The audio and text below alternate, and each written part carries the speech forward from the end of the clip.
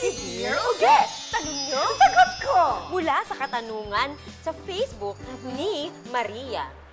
Dear Uge, itago nyo na lang po ako sa pangalang Maria. Nakatago na naman. Okay. Paano po ba magtiwala sa taong mahal na mahal mo kung habulin naman ng mga babae dahil sa kagwapuhan?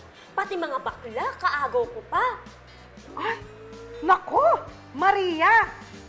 Walang picture ang boyfriend niya, no? Ganito yan, Maria. Yang selos, okay lang yan kung kaunti lang. Kasi ibig sabihin talagang importante siya sa'yo. Gusto mo, siya ay sa'yo lamang. Pero kung sobra, tulad naman ng lahat ng bagay, pag sobra, yan ay mali na.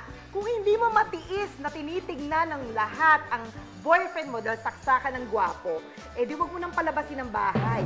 Ikulong mo. At kung kailangan namang lumabas, pasakan mo ng bayong sa ulo. Lagyan mo ng butas para makahinga. Diba?